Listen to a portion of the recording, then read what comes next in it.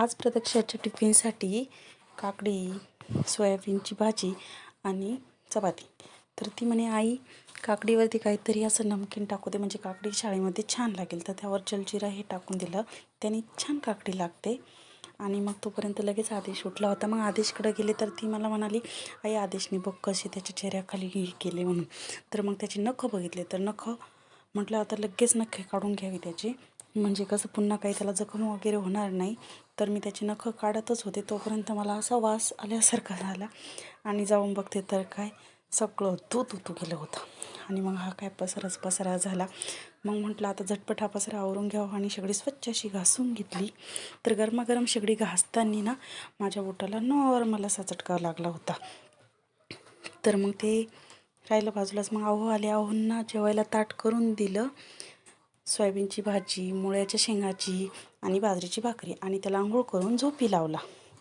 झोपी लावायला बराच वेळ जातो, तो काही शांत असं झोपत नाही, त्याला सारखा झोका लागतो. मग काय 3-3:30 वाजता प्रतीक्षा स्कूलमधून आली आणि म्हणाली, आई आज मला मॅगी खायची. कारण तिला रात्री थोडासा ताप आला होता. म्हटलं चला, तर आज तिचा थोडासा हट्ट पुरवावा म्हणून लगेच मॅगीची तयारी करायला लागली. आणि मॅगी म्हटलं तिला करावी आणि खायला द्यावी. तर मग असा मी चुरा करून टाकते मॅगी, जेणेकरून ना तिला खायला प्रॉब्लेम नाही येणार. आणि चुरा करून टाकलं म्हणजे काय होतं, ती लहान मुलांना खाता येते व्यवस्थित. ती सगळं जर टाकली ना, आपल्यासारख्यांनाच लवकर खाता येत नाही, तर लहान मुलांना काय खायला येणार आहे. मग त्यामुळे मी अशी चुरा करूनच टाकते. आणि तिला खायला दिली तर ती खायच्या अगोदरच मला म्हणते, आई छान झाली. तोंडात एक घास घातला आणि लगेच म्हणते, आई छान झाली एकदम. मग संध्याकाळच्या तयारीला लागले आणि वरण भात आणि बटाट्याची चटणी असा मेनू ठरवला. आणि वेळ नसल्यामुळे म्हटलं आता काय करावं, मग बटाटे कुकरमध्येच टाकले. बटाटा, वरण आणि भात असं करू म्हटलं बघू काय जुगाड होतं तो. बटाटे व्यवस्थित होतात की नाही होतात. आता थोडं स्ट्रगलच होतं, पण ट्राय करून बघावं म्हटलं, नवीन काहीतरी म्हणून करून बघितलं, दिलं टाकून. तर एकदम असं व्यवस्थित झाले होते. तुम्ही पुढे बघू शकता. ट्राय करायला काय हरकत नाही आहे ना. मग तोपर्यंत बाकी कामं आवरले. चपात्यांसाठी कणिक वगैरे मळायला बसली होती तोपर्यंत. आता तुम्ही बघा कसे माझं वरण भात आणि सगळ्यात मेन म्हणजे बटाटे कसे झाले आपण बघूया. म्हणजे तुम्हाला दाखवायसाठी, आता मी तर बघितलेच आहे कसे झाले. छान झाले. आपण असं ट्राय करू शकतो, कारण व्यवस्थित होतं आणि वेळेची बचत होते. बघा तुम्ही, आता हे थोडं गरम आहे त्यामुळे काढायला थोडा प्रॉब्लेम येतो आहे.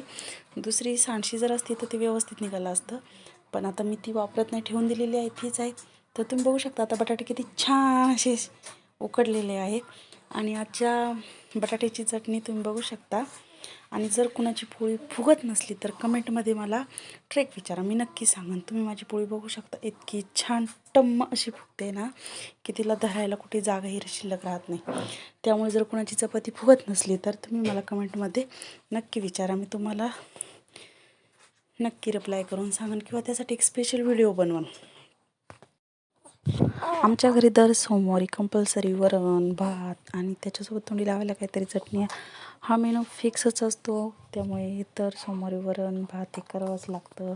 आता बाळ जरी छोटं असलं तरी ते करावं तर लागणारच आहे, कारण सोमवारी म्हटल्यावरती रूल नको मोडायला, नाही का. आता चपाती बघा किती छान फुगली आहेत. त्यामुळे म्हटलं जर कुणाला माझ्यामुळे चपाती फुगवता आली तर छानच होईल, नाही का. बघा अशी छान अशी चपाती फुगवता येते बरं का मला. तर आज धावपळीत हे कामं ते कामं, दिवसभर काही ना काही कामं होते. छोट्या बाळाला बघायचं आणि करायचं म्हटलं थोडी धावपळ तर होणारच ना. असा होता आजचा दिवस. बाय.